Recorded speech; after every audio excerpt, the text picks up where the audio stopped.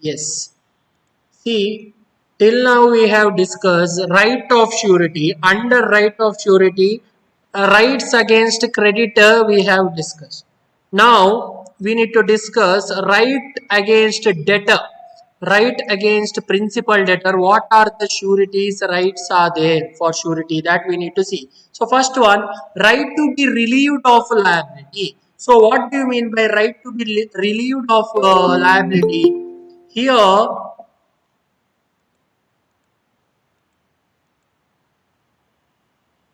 yes, just see here, right against principal debtor, right to be relieved of liability means earlier to the date of repayment by the principal debtor, the surety can compel the principal debtor to relieve him of his liability by paying off the debt to the creditor. That means what?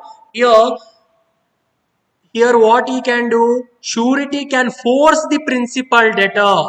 Surety can ask, surety can force the principal debtor to pay the amount on time. That means what? Suppose here principal debtor has borrowed the loan from the principal creditor, loan amount let us say 50 lakh, and the maturity period, that is duration of the loan is for 3 months. So within that period, that is within 3 months, debtor has to pay the loan. So what he'll do now, surety will do just before the 1 week, just before the 1 week of due date. That means let us say now he has to taken the loan in the month of September. So due date is September, October, November. So November 30 is the due date to pay the amount. So now surety will ask the principal debtor on November 24th. November 24th, he says that you have to pay the money back to the principal creditor, or else I am eligible. That means or else surety is eligible to pay the money on the behalf of principal debtor. Why surety is eligible? Because surety's liability is secondary. That means he is liable to pay only when there is a default in payment, whereas principal debtor's liability is primary. That means he is the one who is going to pay the amount first to the creditor. So that is the meaning of this one. See, this right to be relieved of the liability, that is the first right under right against principal debt. Second one, right of indemnity. So what do you mean by indemnity? Indemnity means one kind of right to compensate. Principal debtor has to repay the amount to the surety with interest. This one we have already discussed. See this, what do you mean by this? When he takes the loan of 50 lakh, of course that loan amount carries some interest, isn't it? That some interest may be, let us say, 7% or 8% or 10%. So when there is a 10% interest on 50 lakh, then principal amount is 50 lakh, plus interest amount also he has to pay at the time of due date, that is on November 30, if we take the previous example. So that is the meaning of this one. Then third one, right against co-surety. What do you mean by co-surety, or who is a co-surety? So if there is more than one surety, if there is more than one surety, this becomes co-surety. That means here in this example, A is a principal debtor, B is a creditor, B is a bank. So A wants money from the bank. So A is a principal debtor. So now what happens? C will give the surety. She is going to give the surety that in case A makes the default, I will give you the money. Now one more thing, along with C, D also says. Along with C, D also says that even he is ready to give the surety in case of there is a default payment on the part of principal debtor. So in that case, there are more than one surety. This becomes a co-surety. See this. When the debt is guaranteed by two or more surety, they are called co-surety. Every surety has to give agreed amount in case of default by debtor to creditor. So one more example you can give here. Agreed amount means what? So agreed amount means, suppose there is a 50 lakh taken by A. In that case, here among the sureties, they can divide the amount. 30 lakh will be guaranteed by C and 20 lakh is guaranteed by D. Here C and D are sureties, so they are known as co-surety because more than one surety. And B is principal creditor because here C is here B, that bank is going to pay the amount. So bank is creditor and A is principal debtor. So in this case, suppose C gives now what happens? A fails to pay the amount. In this case, A fails to pay the amount. A has taken 50 lakh from bank. Now A fails to pay the amount. Now C gives 30 lakh to the bank because he has given the guarantee of 30 lakh. But now D rejects to give the amount. D rejects to give the amount. In that case, what happens? Surety has a right against co-surety. Now he has to give the remaining 20 lakh because it is already agreed, isn't it? So in this type of contract, there are four parties. One is principal debtor, principal creditor, and two sureties. Yes. So that is about right against co-surety. So there are three rights against principal debtor. There are three rights. First one is right to be relieved of liability, then right of indemnity, then rights against co-surety. Yes. After discussing this, we need to know how surety's liabilities are discharged. How surety is going to discharge of his liability. What do you mean by discharge here? Discharge means here liability comes to an end under the contract. So in short, you can say when and all surety is not eligible to pay under the contract, that we need to see. Under the contract means the contract of guarantee. So now let us see this discharge of a surety. A surety is discharged when his liability comes to an end in a contract of guarantee. So very clear. When his liability comes to an end, automatically surety no longer eligible to pay or no longer liable to pay. So now there are various modes or types of discharge. Types of discharge of surety that is given. So that we need to see now. See this modes of discharge of surety or types of discharge of surety. Under that first main heading, that is discharge of surety by revocation. So revocation means, in the last class also we have discussed about this. Revocation means it is one kind of taking back. One kind of taking back or one kind of cancellation of the contract. How and all surety can cancel the contract? So let us see this one. Revocation by the surety by giving the notice. So, okay, what do you mean by this? A surety may revoke the guarantee at any time by giving the notice to the creditor, and doing so his liability comes to an end. Suppose the surety doesn't want to continue in a contract, he can give the notice. In the previous example, he can give the notice to the bank. In that case, surety is no longer eligible under the contract. Then only principal debtor has to pay the amount. If he fails to pay, his assets will be auctioned and amounts will be realized from his asset. So if you see the newspaper, there will be some auction tenders will be given, isn't it? If you see the newspaper, because they people will take more loans. Let us see today's newspaper. I saw there is a tender of Canara Bank, and there are many properties are going to be auctioned because of a failure of payment of loan amount. So these cases are there. See this revocation by surety by giving the notice. Then second one, revocation by death of surety. Okay, when there is a death of surety, automatically his liabilities are discharged. That you know. Death, insanity, insolvency, his liabilities are discharged. What do you mean by revocation by novation? Revocation by novation means, novation we have discussed. What do you mean by novation? Novation means here new contract is replaced or new contract is placed in the place of old contract. So this is known as new novation. See this novation means substitution, one kind of substitution. See this original contract of guarantee comes to an end when it is substituted with new contract of guarantee. That means here if you change the terms and conditions of the old contract, automatically now that becomes the new contract, and old contract whatever you have agreed before, that will be cancelled. So that is the meaning of this one novation.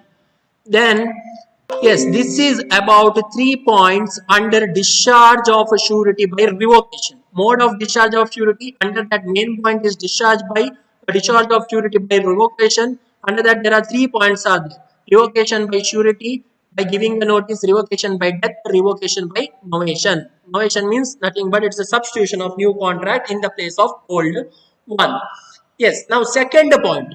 Second mode is discharge of surety by the conduct of the creditor. What do you mean by the conduct of the creditor?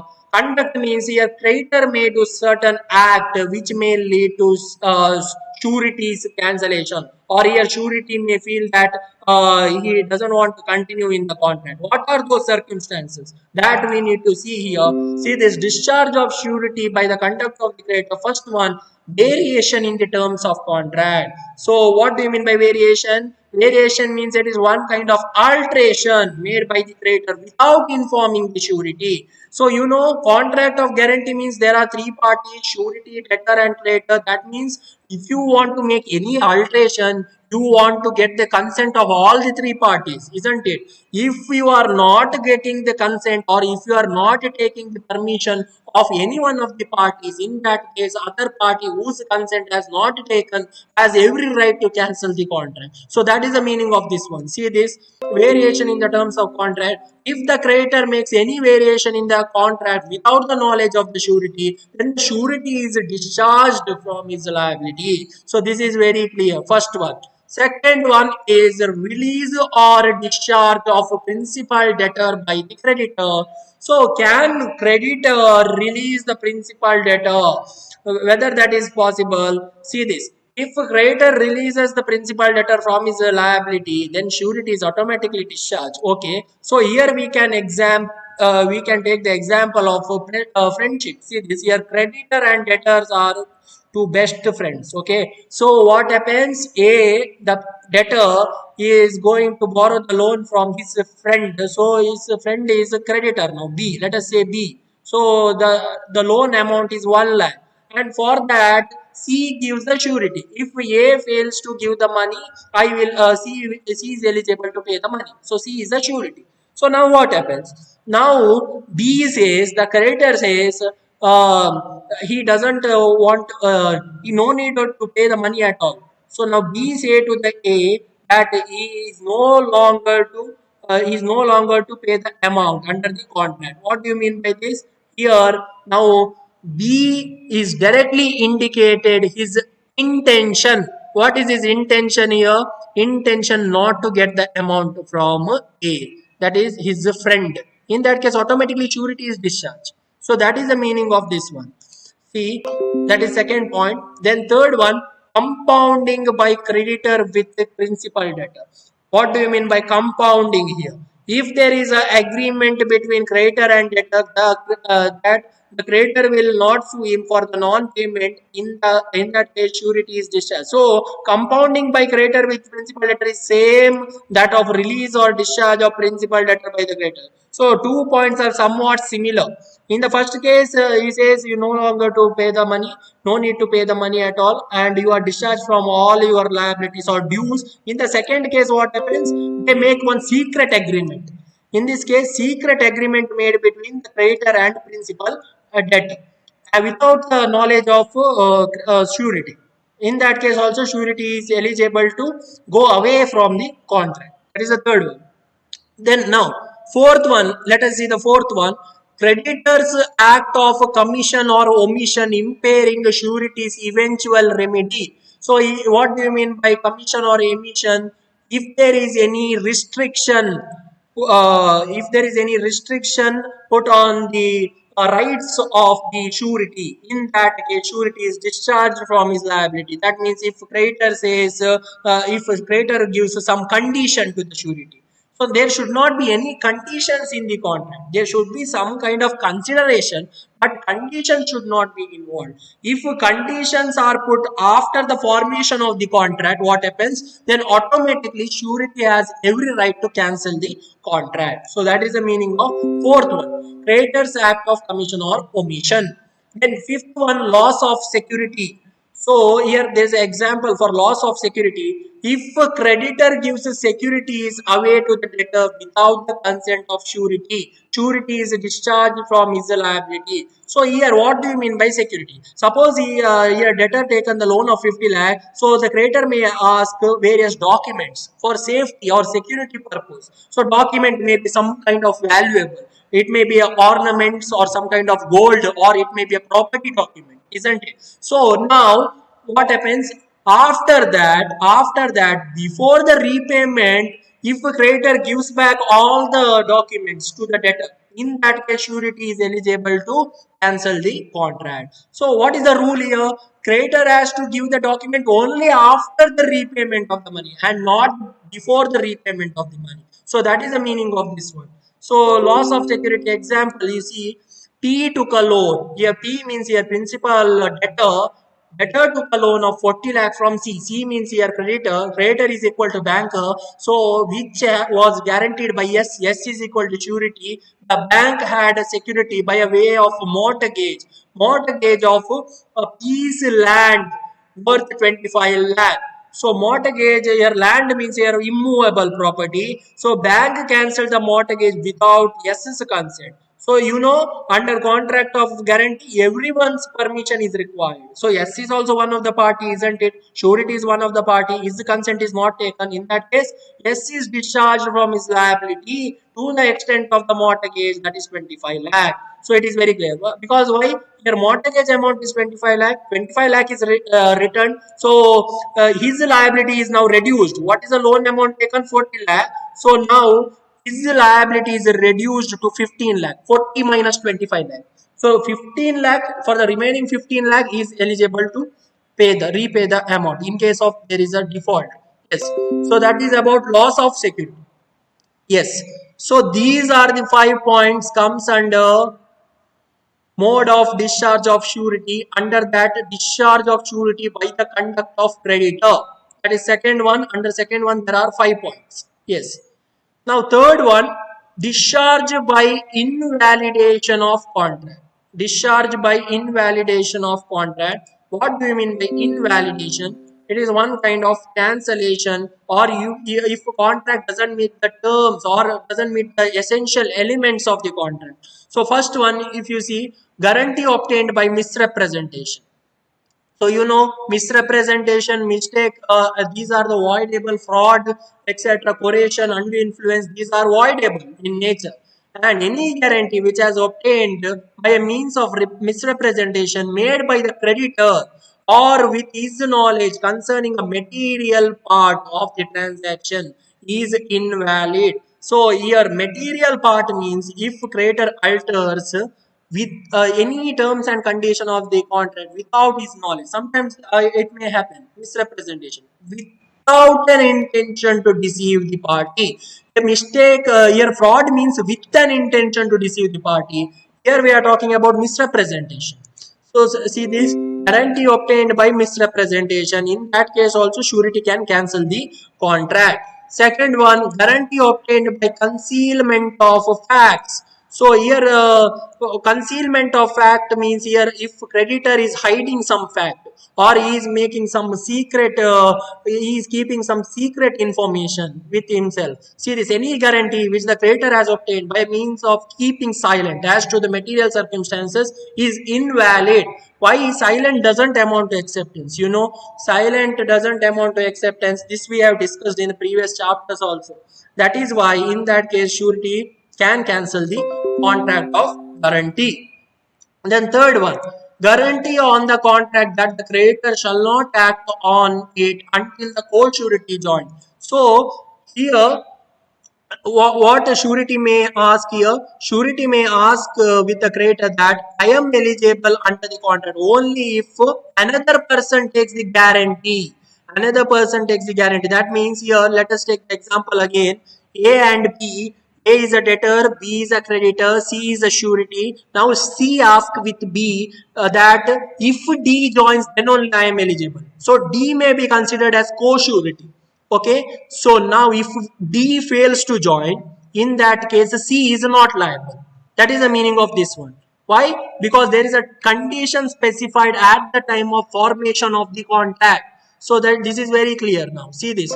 Guarantee on the contract that the creditor shall not act until the co-surety joins.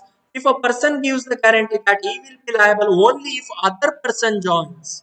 In that case, if that other person doesn't join, surety is discharged from his liability.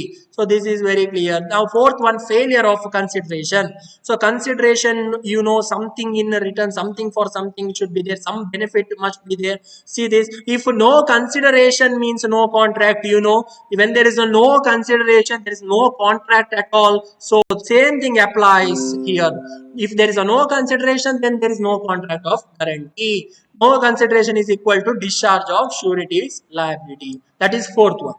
Next, fifth one, if you see, when the contract lacks any essential elements. So what is essential element? Essential element means elements of valid contract. Valid contract, all the 10 main rules are there, right? Plurality, consideration, free consent, lawful object, everything this contract must satisfy. If this contract of guarantee fails to satisfy any one of the condition, in that case surety can cancel the contract. So that is the fifth one. See this, that is when contract lacks essential elements. So these are the ways in which surety can discharge, surety can be discharged of his liability. So what you can say, mode of discharge of liability, basically there are 2 to 3 points. First one, discharge of surety by revocation, under that 3 point is there, and discharge of surety by the conduct of the creditor, under that 5 points are there. And third one, discharge of surety by invalidation, under that 2 points,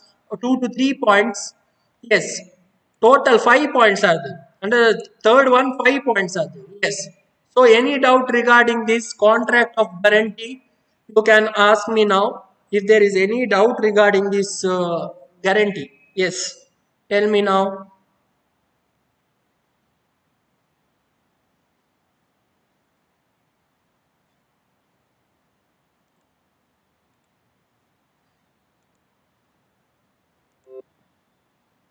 Can you tell me, have you understood this contract of guarantee?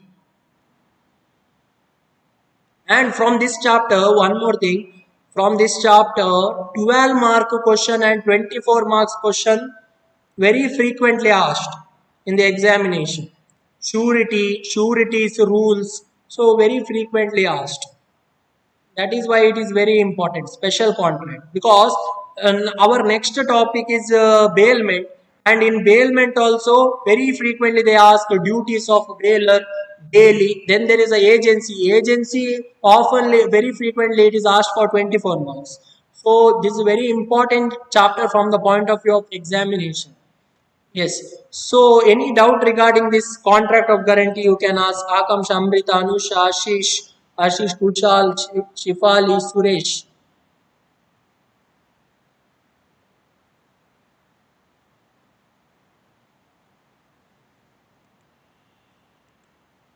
You can comment in the chat box. Ashish is saying no. Why others are not responding here? Are you all are there? Ashish is again saying no. Ashish Kamath. Shifali, yes. Kushal, Akam, Amrita, Anusha, yeah. See now, our next topic here, next topic means under this only we need to differentiate. Till now we have discussed contract of indemnity and the contract of guarantee, right? Now we need to see the difference. Why it is not similar? That we need to see. See this difference between contract of indemnity and contract of guarantee. So you let us see one by one. Under contract of indemnity, we already know there are only two parties. There are only two parties. If you take the insurance, there are only two parties. One is insurance company, one more is a policy holder. So it is very clear. In the case of contract of guarantee, there are three parties. This we have already discussed. One is surety, one is debtor, one is creditor. So that can be our first difference. Yes, this is our first difference. Then second one, the liability of indemnifier to the indemnified is primary and independent. What do you mean by this? Primary and independent means Whenever you take insurance, if there is a loss, then insurance company is eligible to pay the amount, isn't it? So here there is no third party or there is no outside person, isn't it? So only there is a transaction between you and insurance company. So here insurance company is eligible to pay as and when the loss has actually incurred by the aggrieved party or the policy holder. But in the case of contract of guarantee, what happens? In the case of contract of guarantee, there are two types of liability. What are those? One is primary and second one is the secondary liability. Primary liability, it is a liability between debtor and creditor. Very clear. Primary liability is a liability between debtor and creditor. That means debtor is going to pay first. Why? Because debtor has taken the loan from creditor, isn't it? That is why debtor is going to pay first. So his liability is primary. Now, secondary liability means surety. This is a liability. This is a contract between surety and creditor. First one is debtor and creditor. Now, second one is surety and creditor. In this case, if debtor fails to pay the amount, then what happens? Surety is eligible to pay. That is why his liability is secondary. He is not the person who is going to pay first. That is why his liability is secondary. See this. Surety's liability to the creditor is collateral or subsidiary. Primary liability is being with the principal debtor. This is our second difference. Third one. Third one, if you see contract of indemnity, it is not necessary for the indemnifier to act at the request of indemnified. So, what you can say for this? Here, very important, whenever you take the insurance for that matter, you have to see the claim ratio or settlement ratio you have to see. That means for how many people or how many person insurance company has actually paid the amount. So for some companies claim ratio is very low and for some other company claim ratio is very high. Very high claim ratio is also not good. Very low claim ratio is also not good. Why? Because if a company is having 99% claim ratio, for one example we are talking, 99% claim ratio means out of 100 claims, company has settled 99 claims. So you may think this is a very good company, but actually this is not the case. Why? Because claim ratio doesn't state the exact position. That means what? Here company may settle only small claims. Small claims like 1 lakh, 50,000, only such claims a company is settling. And all the big claims, bigger claims means the amount more than 10 lakh, that is 20 lakh, 50 lakh, 1 crore, such claims company is rejecting. So in that case, claim ratio doesn't hold good. So, but you can make a clear indication. If it is between 80 to 90%, in that case, you can go for that company. Suppose now, if you take the example of LIC, Life Insurance Corporation, their claim ratio is very good. 90 to 92% claim ratio. So you can go for LIC whenever you are going to take insurance or whenever you are going to make investment compared to other companies, other private companies. So that is the meaning of this one. See this here. It is not necessary for the indemnified to act at the request of indemnified means here company can reject your claim. But in the case of contract of guarantee, surety cannot reject. Once he is in the contract, he has to pay the money if there is a default. That is the meaning. See this. It is absolutely necessary that the surety should give the guarantee at the request of the principal debtor. Yes, he cannot escape from his liability. But under contract of indemnity, insurance company may give some reason and they can escape from their liability. That is why clause you should read before purchasing the insurance. And again, one more thing, now recently, if you see the advertisement of mutual fund sahi hai, isn't it? But you have to read the terms and condition before selecting what type of mutual fund you are going to invest. Whether you are interested in exchange traded fund or if you are interested in indexed fund.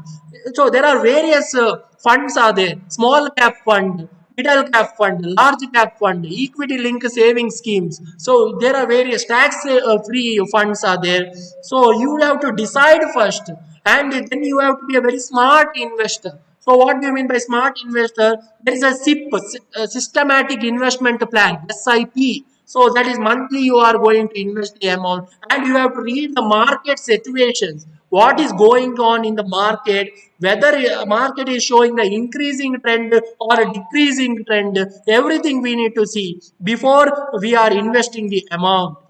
Now, the fourth one, see this. Fourth one, the liability of the indemnifier arises on the happening of some contingency, that is, when the indemnified suffers a loss. This is very clear. You are eligible to get the amount under insurance only when loss has incurred. So, suppose health insurance, if you are unwell, if you are not keeping well, then only you can claim the amount. If you are admitted, then only you can claim the amount. If you take motor insurance, if your vehicle is damaged, then only you can claim the amount. Very clear. But in the case of contract of guarantee, the liability of the surety arises only on the default made by the principal debtor in the repayment of amount due to the creditor. Okay. Here in the case of loss, here in the case of default in payment or non-payment by the principal debtor in the case of contract of guarantee. That is our fourth one. Fifth one, if you see, it is for compensating the loss suffered by the indemnified. But in the case of contract of guarantee, it is for the security of the creditor ensuring his repayment.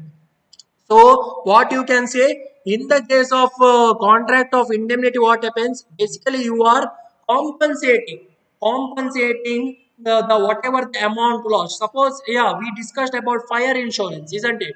In the case of fire insurance, if you have taken fire insurance for go down or for your house, suppose your house catches with fire, then only you can get the insurance, isn't it? And again, insurance amount is calculated based on certain conditions. There are certain formulas, there are certain things are there, then only you can get the amount. Suppose your sum assured is 5 lakh. Let us say your sum assured is 5 lakh and your house catches with fire. In that case, whether you are eligible for entire 5 lakh, it is calculated after considering the loss.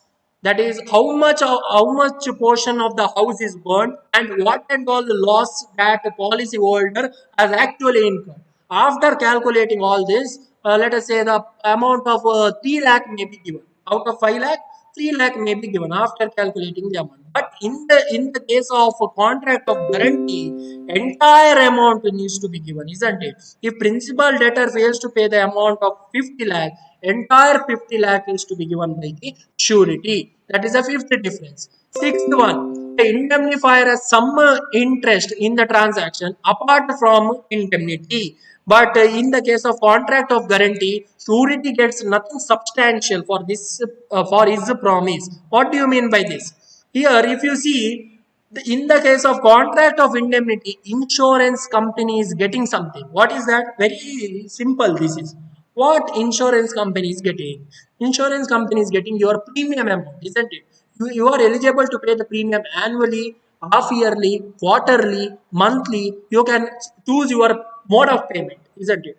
But in the case of surety, surety gets nothing. He can just give the guarantee, but he gets nothing from the contract of guarantee. That is the meaning of this one. So if you see, yes, total 6 difference are there in the case of difference between contract of indemnity and contract of guarantee.